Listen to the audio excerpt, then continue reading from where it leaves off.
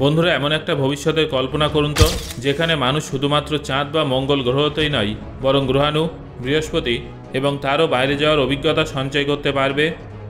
ব্যাপারটা ভীষণই রোমাঞ্চকর হবে, তাই না বন্ধুরা? যুগের পর যুগ ধরে রাতের আকাশ দেখার সময় আমরা অনন্ত ব্রহ্মাণ্ডের দিকে মন্ত্রমুগ্ধের মতো চেয়ে থাকি। এই আকর্ষণটাই আমাদের মহাকাশ সম্পর্কে জানার জন্য আরও বেশি কৌতূহলী করে তুলেছে এবং মহাকাশ মানুষের গবেষণার গুরুত্বপূর্ণ বিষয়ে পরিণত হয়েছে। 20 শতকের মাঝামাঝি সময়ে মহাকাশের প্রান্তে পৌঁছানো প্রথম মানব নির্মিত বস্তু থেকে শুরু করে 19 শতকে চাঁদের মাটিতে প্রথমবার মানুষের অবতরণ পর্যন্ত চাঁদ সবসময় মানুষের গবেষণার কেন্দ্রবিন্দুতে অবস্থান করেছে। আর সেখান থেকেই মহাকাশ সম্পর্কিত একাধিক প্রশ্ন আমাদের মনে উঠে এসেছে।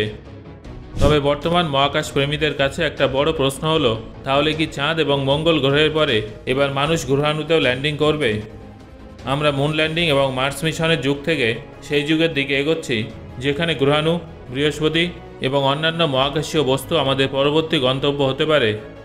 রকেট ইঞ্জিনিয়ারদের মতে আগামী 50 বছরের মধ্যে অ্যাস্ট্রয়েড মিশনের উদ্দেশ্যে প্রথম মানব মিশন সম্ভব হতে পারে।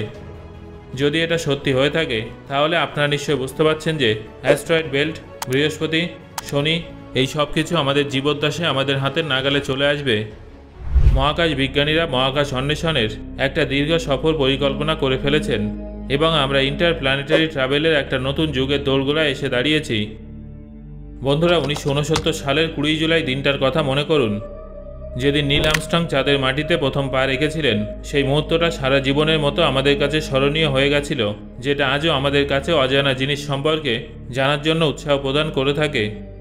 অ্যাপোলো 11 মিশনটা অনেক কঠিন এবং চ্যালেঞ্জে পরিপূর্ণ একটা মিশন ছিল। এই মিশনটা ব্রহ্মাণ্ডে আমাদের অবস্থান সম্পর্কে একটা নতুন দৃষ্টিকোণ প্রদান করেছিল। চাঁদের মাটিতে পা রাখার কারণে কম্পিউটার টেকনোলজি থেকে শুরু করে ম্যাটেরিয়াল সায়েন্স পর্যন্ত বিভিন্ন ক্ষেত্রে উন্নতি সম্ভব হয়েছে। এই মিশনটার কারণে আমরা চাঁদ, চাঁদের উৎপত্তি এবং পৃথিবীর সঙ্গে চাঁদের সম্পর্ক, এইসব বিষয়ে আরও ভালোভাবে জানতে পেরেছি। এই মিশনটা ভবিষ্যতের সমস্ত মহাকাশ অভিযানের একটা বুনিয়াদ ছিল, যেটা আমাদের অধিক দূরের লক্ষ্য প্রাপ্তির জন্য উৎসাহ প্রদান করেছে। সত্যি বলতে, মহাকাশ সম্পর্কে জানার জন্য চাঁদের মাটিতে পা রাখা ছিল একটা গুরুত্বপূর্ণ পদক্ষেপ, যার ফলে আমরা জানতে পেরেছি যে আকাশ হলো অনন্ত সম্ভাবনার প্রবেশদ্বার। বন্ধুরা, চাঁদের মাটিতে পা রাখার অভিজ্ঞতাটা আমাদের কাছে নিঃসন্দেহে দুর্দান্ত হলেও সেটা ছিল মহাকাশ অন্বেষণের প্রথম ধাপ। সুবিশাল এই মহাকাশে মানবজাতির পরবর্তী প্রচেষ্টাটাও খুব শীঘ্রই শুরু হবে। বর্তমান সময়ে দ্রুত গতিতে এগিয়ে আমরা মঙ্গল গ্রহের ইতিহাসের পুনরাবৃত্তি করার পরিকল্পনা করছি। বর্তমানে একাধিক মার্স মিশন তাদের গন্তব্যের দিকে আছে। এই মিশনগুলো মঙ্গল গ্রহকে বোঝার জন্য, তার রহস্য সম্পর্কে জানার জন্য এবং আমাদের সেই দিনটার জন্য প্রস্তুত করার উদ্দেশ্যে ডিজাইন করা হয়েছে, যখন মানুষ মঙ্গল গ্রহকে নিজের বাসস্থান বলতে পারবে। উদাহরণ হিসেবে রোভার্সকেই দেখে নিন। বছরের পর বছর ধরে এই রোবোটিক মিশনটা মঙ্গল গ্রহে আমাদের চোখ এবং কান হয়ে ঘুরছে।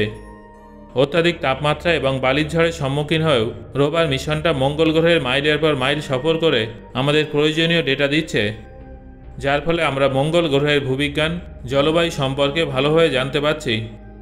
এর সাহায্যে আমরা এমন অনেক চ্যালেঞ্জের সম্পর্কে জানতে পেরেছি, যেগুলো ভবিষ্যতে মহাকাশচারীদের সামনে উপস্থিত হতে পারে। তবে শুধুমাত্র রোভারই নয়, আজও অনেক অরবিটার গ্রহগুলোকে প্রদক্ষিণ করছে, সেখানকার জলবায়ু সম্পর্কে অধ্যয়ন করছে এবং কোথায় জলের উপস্থিতি থাকতে পারে সেই বিষয়ে জানার চেষ্টা করছে। এটা তো আপনারা সবাই জানেন যে জল আমাদের বেঁচে থাকার জন্য অপরিহার্য, তবে ভবিষ্যতে মঙ্গল গ্রহের বাসিন্দাদের জন্য এটা একটা গুরুত্বপূর্ণ রিসোর্স হিসেবে প্রমাণিত হতে পারে। বন্ধুরা, এবার মঙ্গল গ্রহের আসন্ন মানব মিশনটা সম্পর্কে আপনাদের জানিয়ে দেব। এই মিশনটা মহাকাশ অন্বেষণে অবিশ্বাস্য ভূমিকা পালন করবে, যেটা শুধুমাত্র সেখানে যাওয়ার মধ্যেই সীমাবদ্ধ নয়, বরং সেখানে গিয়ে বসবাস করার জন্য গুরুত্বপূর্ণ। এই মানব মিশনের অধীনে সুইটেবল আউটপোস্ট তৈরি করা হবে, এলিয়েন ভূমিতেও খাবার উৎপাদন করা হবে এবং মঙ্গল গ্রহকে সৌরমণ্ডলের বাকি এলাকার জন্য লঞ্চপ্যাড হিসেবে ব্যবহার করার বিষয়েও কাজে লাগানো হবে। তবে মঙ্গল গ্রহে মানব মিশন পাঠানো কোনো ছোটোখাটো বিষয় নয়। এর জন্য আধুনিক স্পেসক্রাফট, নতুন টেকনোলজি এবং পর্যাপ্ত মাত্রায় সাহসের প্রয়োজন।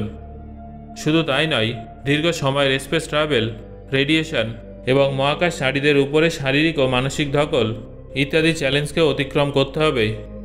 তবে মানুষ চাইলে যেসব করতে পারে সেটা ইতিহাসে একাধিকবার প্রমাণিত হয়েছে। মঙ্গল গ্রহ আমাদের পরবর্তী পদক্ষেপ হতে পারে, তবে আমাদের উচ্চ আকাঙ্ক্ষা মঙ্গল গ্রহের থেকেও আরও অনেক দূরে এগিয়ে গেছে। বিজ্ঞানীদের অনুমান অনুযায়ী 2074 সালের মধ্যে কোনো গ্রহাণুতে মানুষ অবতরণ করবে। যদিও এখন এটা একটা কল্পনা মাত্র, তবে এটা শুনে আপনাদের অনেকেরই হয়তো মনে হচ্ছে যে গ্রহাণুতে কেন? আসলে মহাজাগতিক বস্তু হলো কোনো গুপ্তধনের মতো, যার মধ্যে সৌরজগতের প্রারম্ভিক পর্যায়ের অসংখ্য রহস্য লুকিয়ে আছে। এইসব বিষয় অধ্যয়ন করে আমরা আমাদের উৎপত্তি সম্পর্কে অনেক তথ্য জানতে পারি। তবে এই পর্যায়ে যাওয়ার জন্য আমাদের আগে সেখানে পৌঁছাতে হবে, আর তার জন্য প্রপালশন টেকনোলজিতে আমাদের আরও উন্নতি করতে হবে। কারণ বর্তমানে রকেটের সাহায্যে গভীর মহাকাশে অভিযান সম্ভব নয়। তবে গ্রহাণুতে খনন করার জন্য আমাদের আরও উন্নত মানের টেকনোলজি প্রয়োজন, যার মধ্যে থেকে সম্পদ বার করার জন্য রোবোটিক্স এবং মহাকাশে প্রয়োজনীয় ইকুইপমেন্টও অন্তর্ভুক্ত আছে। এটা সত্যি ভীষণ চ্যালেঞ্জিং একটা কাজ। বন্ধুরা, গ্রহাণুতে খনন করলে স্পেস ট্রাভেলের জন্য যেমন রিসোর্স পাওয়ার সম্ভাবনা আছে, তেমনি এর ফলে পৃথিবীতে ব্যবহারের উপযোগী মূল্যবান ম্যাটেরিয়ালও আমাদের হাতে আসতে পারে। গ্রহাণুতে যাত্রা করা শুধুমাত্র শারীরিক যাত্রা নয়, এটা টেকনোলজি এবং মানব দক্ষতার সীমানাকে এগিয়ে নিয়ে যাওয়ার একটা বৈচিত্র্যময় সফর।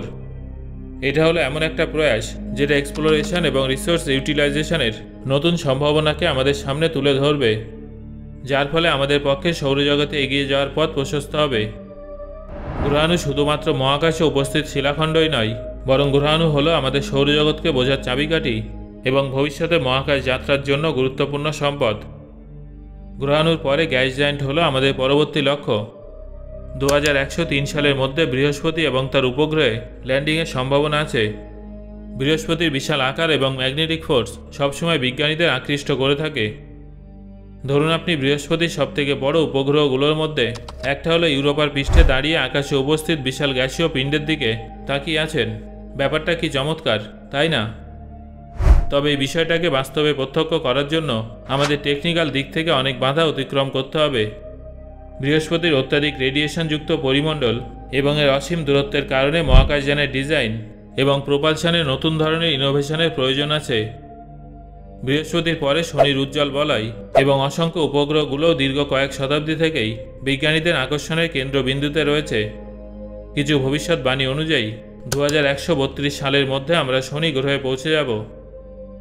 এই আউটার প্ল্যানেটটা আমাদের সৌরজগৎ এবং তারও দূরে পৌঁছানোর জন্য একটা প্রবেশদ্বার হিসেবে কাজ করতে পারে।